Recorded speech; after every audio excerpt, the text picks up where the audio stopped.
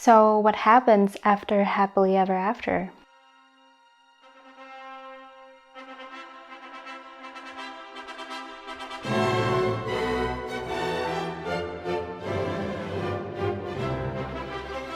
Their wedding was glamorous, extravaganza, a little bit over the top, but it's okay because they're in love. White doves, diamonds, sparkly gowns, multiple ceremonies and celebrations. They had it all. And they lived happily ever after. The end. Yes, but not really.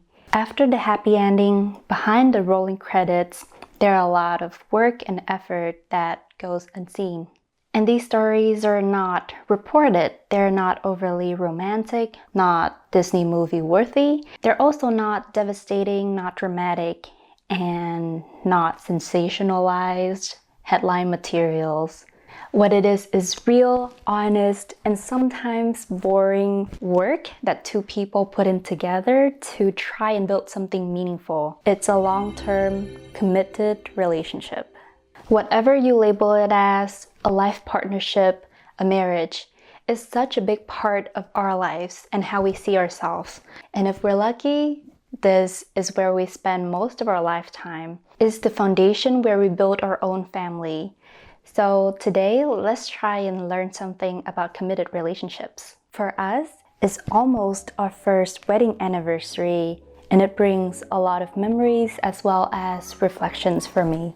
We've been together for almost 5 years, and throughout the relationship, we have grown together. I've learned a lot about being in a relationship, being a committed partner. And thanks to consciously learning, we've grown a lot over the years. But getting married really took things to the next level. After our happily ever after, we were met with a lot of big changes coming all at once.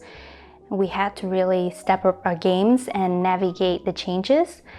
And from that, I've distilled some very important lessons about committed relationships. And I'm gonna share them with you today.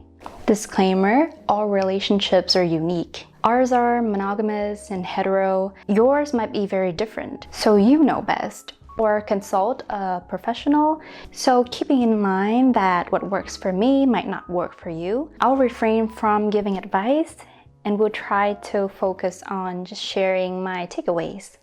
Lesson number 1, only you can define what makes your relationship successful. Honestly, we don't spend enough time to define what we really want from a committed relationship. It's easy to feel like the goal of a relationship is to last forever or to meet all the milestones. Maybe we learn it from our cultures, our parents, what we see on the media. But if that's the goal, if you vow to stay together forever and you make it your focus, it means you might do whatever it takes to stay together, and that can be putting up with betrayals, dishonesty. You might sweep things under the rug because if you're staying together forever anyways, then why bother with figuring out problems, right? And prioritizing staying together over anything else might stunt both of your growth and have you stuck in the situation. Or if the goal is to be the perfect couple, having it all together,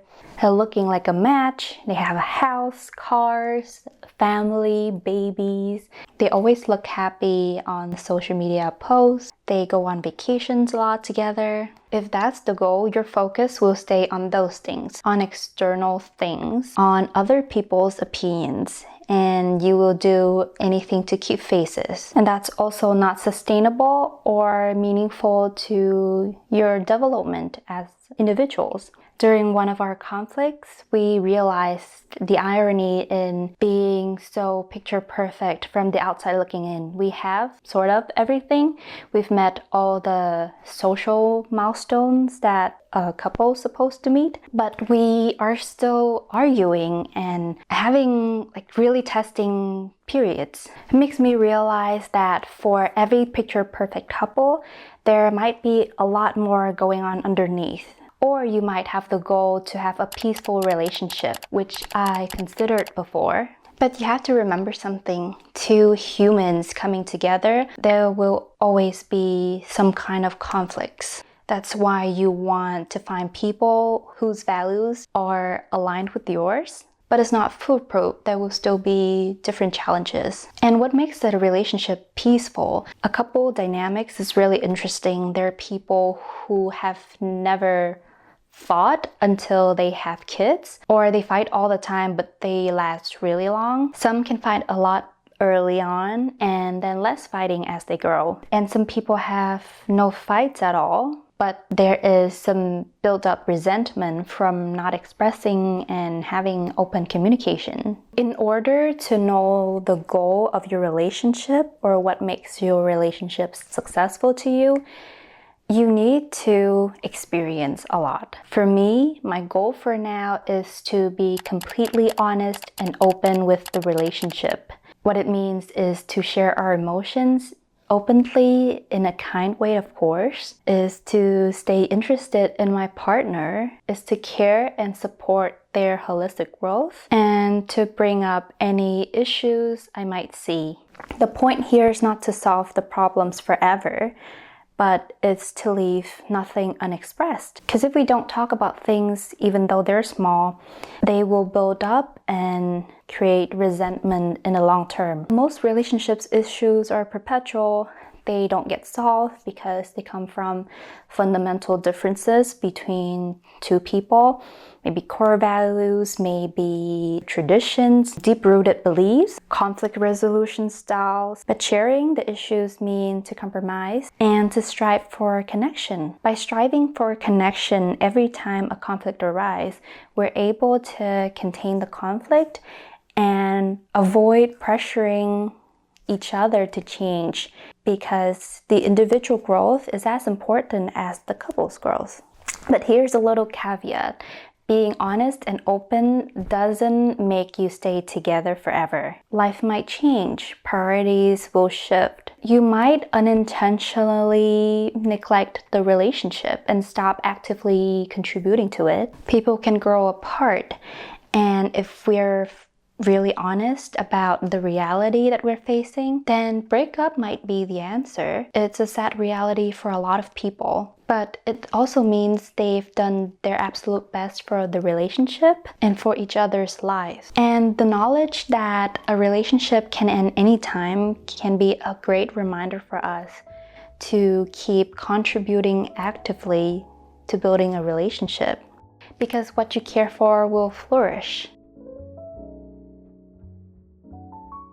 Lesson number 2, merging lives requires a lot of skills. Honestly, two people coming together to build a relationship is a challenge. The difficulties are varied from relationship to relationship, right? It depends on how skillful you are at interpersonal relationships. For example, if you have lived with your family, your siblings, if you have roommates, you know how complicated things can get. Everyone knows, but not consciously, that a relationship can be challenging. Most of the language or the programming we have growing up is there is a perfect match for us, or this person is not perfect, they're not my soulmate, there are better fit out there, there are a lot of fish in the sea. A perfect relationship is supposed to be easy.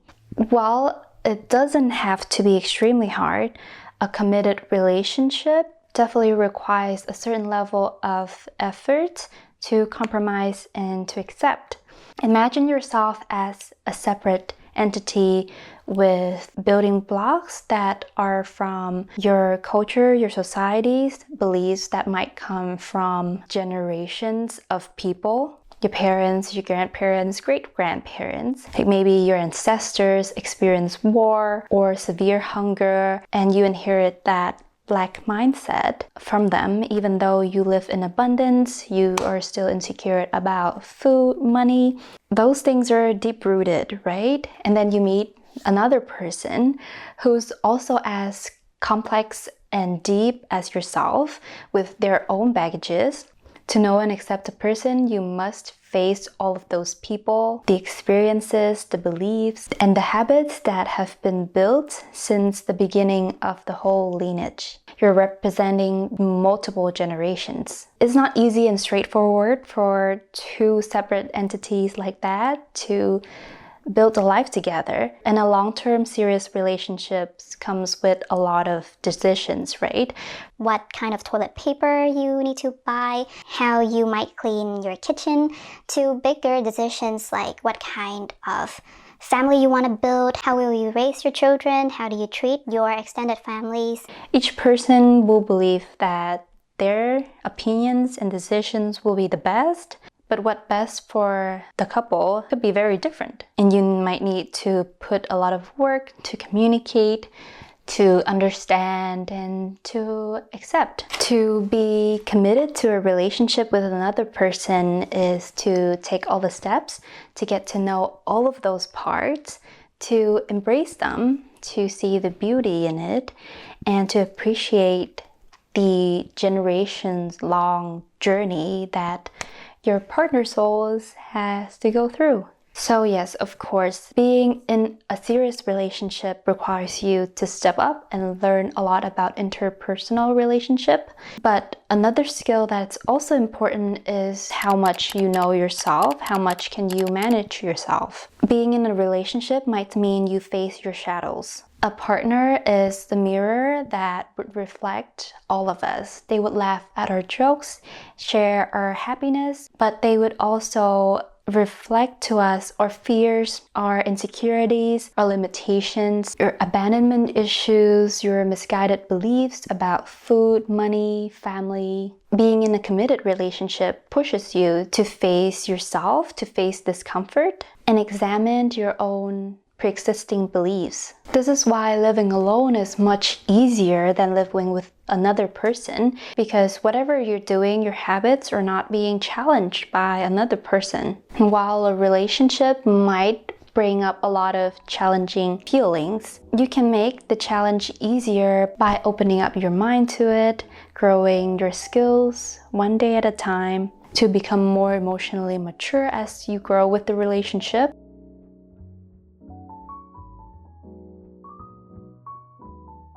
Lesson number 3, choosing to commit is one of the most extraordinary things that a human could do. This doesn't just apply to a relationship, it could also be your career, your family, your community, a decision, or an identity. It is extraordinary because it is tough. In this day and age, there's a mindset that a lot of young people have. Why suffer when there are a lot of options? If you don't like something, if you think something is hard, you can give up at any time and there will be better options out there. But the fact that there are a lot of options doesn't make the whole journey easier. You will stop when it's hard and you will start over, and starting over, it's always easier because you already have the skills. But overcoming the hard level is what makes life rewarding. You overcome the hard things to keep moving forward. Hardships and challenges in life is inevitable and also very essential. You get better at a job with time and effort. You get better at a relationship because you learn specific skills with this person, you learn about them, as opposed to calling it quit and starting over where you have to learn all the skills all over again. It's like a long-term investment. The longer you hold, the higher the reward at the end. And these rewards build up and you will grow exponentially. Of course, there are times when it's better for you to know when to give up, but that's a whole different other topics. A lot of the time, these decisions are made prematurely, even though a lot more can be done to salvage the relationship and continue together. Like committing to a long-term partnership or a romantic relationship is also a different kind of challenge, because unlike your families, your children, you don't have blood relations with this person. And even though your parents will always be your parents, your kids will always be your kids, your husband's wife's partner might not be that forever. But again, in my opinion, a committed relationship doesn't have to last forever to be a successful one. What's meaningful about a committed relationship is to take the leap of faith, to trust a complete stranger, to grow your own life, your consciousness through this relationship, to choose adventures over comfort. Success is in the strings it takes for you to say yes every day, even though there are days you question your yeses. Is a successful, committed relationship when you don't opt for breaking up as the first resort. You work to come up with creative solutions to create a new world that you both didn't know exist, where you can choose each other again. And even if you can't anymore, that would be okay. Because you know, at the end, you've given the relationship everything you've got. And because through the relationship, you both have become bigger, better, you see things more clearly than ever before, and you can hold bigger space for other people. And those are the rewards that you get if you choose to commit in a relationship. We spent 5 years pouring our hearts and souls into this relationship, and it has transformed us. When we first met, we were deeply aligned in some ways, yet clashed in others. With more shared experience we had, we built trust, and with that trust, we opened up to each other. Today, our relationship has grown into something more loving, kind, nourishing, and resilient than ever before. Now, we have someone to share life with, from our highest desires and deepest fears to the quiet, silly moments in between. So happy first anniversary. I look forward to making more memories, overcoming more challenges, fulfilling our dreams, and seeing where life takes us. I guess I'll hold on to us for another long while. Bye bye.